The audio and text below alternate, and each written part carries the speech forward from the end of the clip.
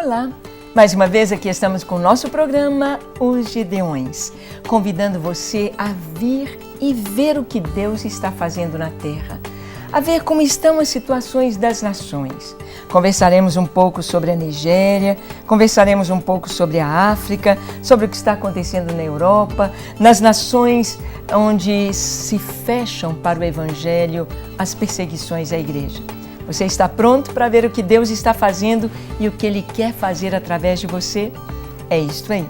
Então, não saia daí. O programa Os Gideões já começou.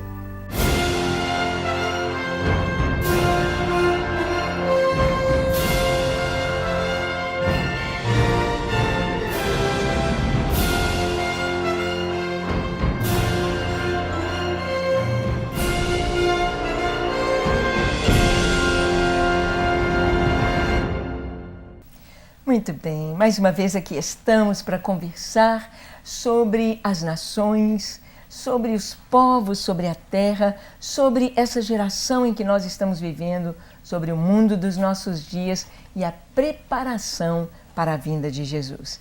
E com alegria que estamos aqui com a Suzy. Alguém me perguntou esses dias, Suzy, quem é aquela moça que grava o programa com a senhora? Eu falei, minha filha. Moça, obrigada pelo moça. A moça, mãe de 3 lindas moças, né, Suzy? 3 moças. Isso. Lindas. Mas, Suzy, nós queremos conversar um pouquinho sobre... vamos começar pela África. Você esteve recentemente lá na Nigéria. E o que você viu lá, Suzy, mostrando os dias que nós estamos vivendo? Que realidade você viu ali na Nigéria? O continente africano em geral é um continente muito sofrido.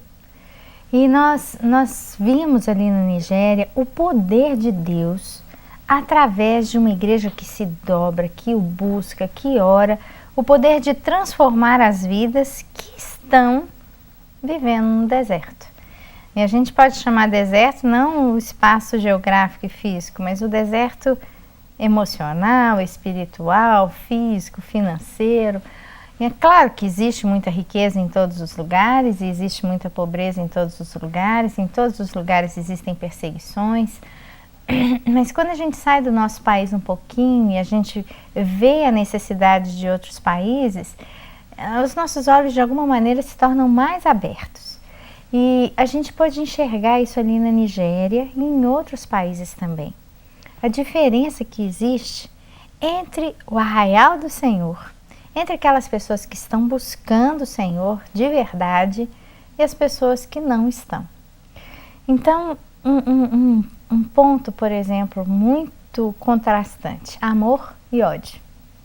Né?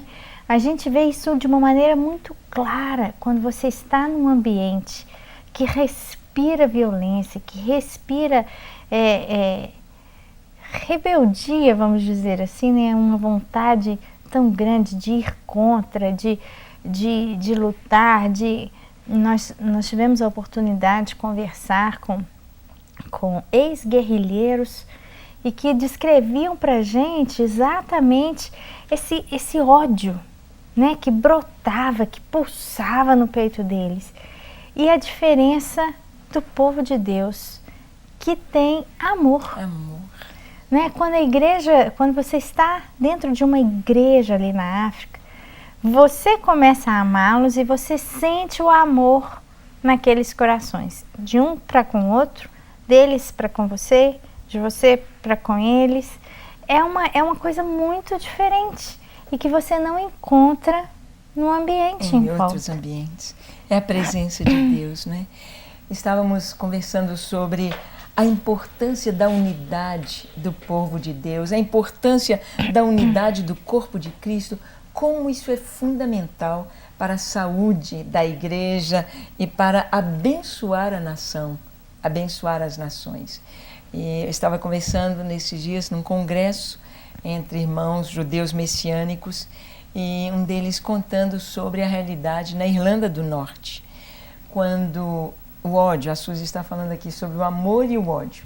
Quando a gente está no centro da vontade de Deus, o amor impera. É verdade. O amor flui. O amor é a presença do Senhor.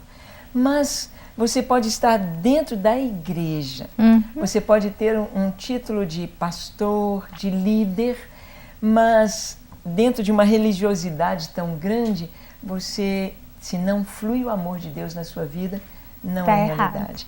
Então ele estava contando que na Irlanda existe um pacto, essa guerra entre católicos e protestantes, que há tantos anos ela perdura, um ódio ali, um pelo outro. Então disse que jovens, quando os meninos completam 16 anos, até os 16 anos eles podem ter amigos católicos. Então com 16 anos fazem um pacto chamado Homens Laranja. E naquele pacto eles juram matar católicos. Matar. E muitas pessoas estão em prisões na Irlanda porque mataram ou protestantes ou católicos. Um católico matando protestantes, protestantes matando católicos. Então nós vimos que isso jamais foi a vontade de Deus. Isso jamais foi o que o Senhor pregou. Isto não é o Evangelho. Não pode chamar cristão parecido com Cristo. Cristão é aquele que tem amor. E o amor, nós vemos que essa virtude, esse caminho tão maravilhoso que o Senhor tem. É tão legal você ter falado sobre isso, porque é assim que nós cremos. Nós cremos que o amor de Deus por nós e o nosso amor pelo Senhor e o nosso compromisso com Ele não passa pelas placas religiosas, né? Sim. Que nós temos. Né? O homem naturalmente é um homem em sociedade, vive em comunidade, então nós temos essa tendência de criar as nossas organizações. E elas são de alguma maneira até importantes, né? Para o nosso relacionamento um com o outro, para o nosso crescimento. Tão importante ir à igreja, tão importante aprender as coisas do Senhor, tão importante receber de Deus através de líderes cheios do amor de Deus. Mas é tão importante nós entendermos que não é a igreja que salva. Sim. Né? E que independente da placa da igreja que eu estou frequentando, eu preciso de ter o meu relacionamento com Cristo que me torna um cristão, um seguidor de Cristo, parecido com Ele. E o amor é uma das maiores provas disso. O amor incondicional que me faz querer o bem até para as pessoas que me criticam, que me perseguem, que não gostam de mim, que falam mal. E o que eu quero fazer por essas pessoas é o bem. Então, quando existe esse desejo, você descobre, estou pertinho do Senhor, né? Estou pertinho de Deus. Quando existe aquela ira, aquela raiva, a vontade da vingança, de descontar, ou a falta da paciência, a falta da alegria, a ausência dessas coisas aponta para um distanciamento de Deus.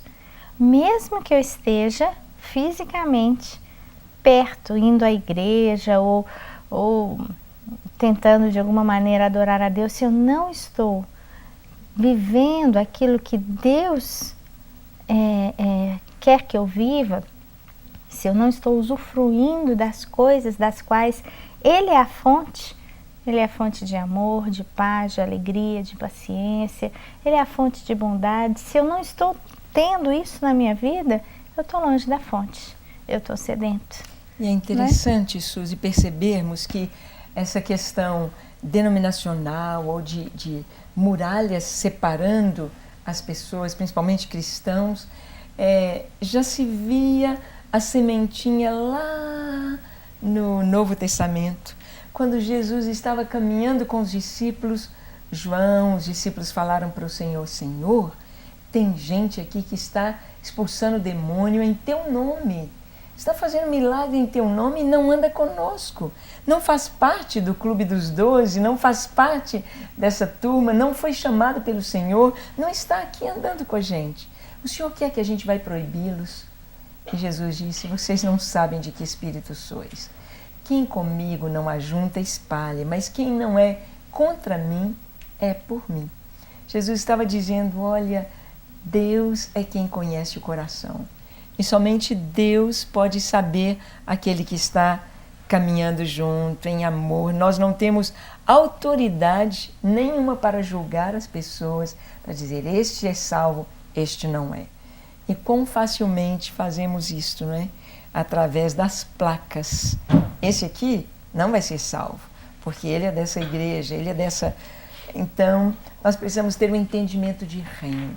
Reino tem um rei, e este rei é Jesus. Suzy, um pouquinho antes de assistimos ao nosso vídeo, passar um pouquinho sobre a África. Você esteve agora recentemente na África do Sul também. E como estão nossos irmãos lá na África do Sul com a Torre dos Gideões? A igreja sempre floresce. Lá na África do Sul, nós deixamos uma igreja em 2011 para 2012, nós viemos de volta ao Brasil, né, minha família, e nós tínhamos deixado um lugar alugado, bonitinho, já com as cortinas. A gente ficou lá pintando, lixando o chão, arrumando os móveis, conseguindo o cabo, o microfone. E, infelizmente, no ano passado para cá, os nossos irmãos, eles não tiveram condição de manter o aluguel do lugar. Então, quando nós estivemos lá agora em janeiro, eles tinham ido para um outro lugar. E é um lugar grande, um galpão grande, bem grande. Mas, olha que coisa, eles levaram as coisinhas deles todas para lá, deixaram lá tudo arrumadinho, fechadinho, bonitinho. No dia seguinte, os ladrões tinham passado lá, roubaram tudo. Então, eles estão sem nada de novo, mas numa alegria. A gente participou do culto, o Kaiser estava pregando lá, né, para eles, e o que encantou a gente foi assim, a alegria deles de abraçar a gente outra vez. Então, foi um amor tão gostoso. A gente vê o que é a igreja do Senhor, né? A igreja não está ligada à igreja não são raça, paredes, cultura, bancos. Não é isso. A igreja vai além, né? Você está aqui no Brasil e existe uma pessoa lá na África que sente igual, que pensa igual, que busca a Deus igual. E quando você encontra, você fala, uau! Olha, o que Deus tem falado aqui, tem falado lá. E tem sido tão maravilhoso. O pastor Munga, que é o pastor que está dirigindo a igreja, né? Ele teve a infelicidade de perder a sua esposa no ano passado. E foi uma morte súbita. Ela teve um problema, ela estava sentindo uma dor no estômago, foi ao hospital, eles disseram que tinham que operá-la e ela já não voltou. Então, assim, com 3 dias... Uma pessoa que estava bem, já não estava mais. E mesmo com a dor da falta, mesmo com a saudade, ela deixou 5 filhos e a mais novinha tem 7 anos. É uma gracinha, Josephine. E mesmo com essa situação toda, a gente pôde ver a alegria deles enquanto família, né, e dirigindo a igreja. E olha, são muitos os irmãos que estão dando duro para que o evangelho seja pregado em vários lugares no mundo inteiro. Dificuldades para a igreja existir sempre vão acontecer. E nós estávamos comentando a importância das dificuldades, das perseguições.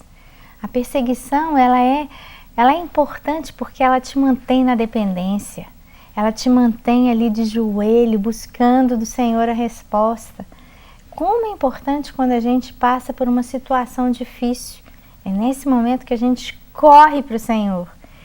E então, a gente sempre vai ver as dificuldades, mas existem muitos pastores lá na África, aqui no Brasil, pagando o preço, né? em igrejas pequenininhas, em igrejas grandes, Sim. pagando um preço.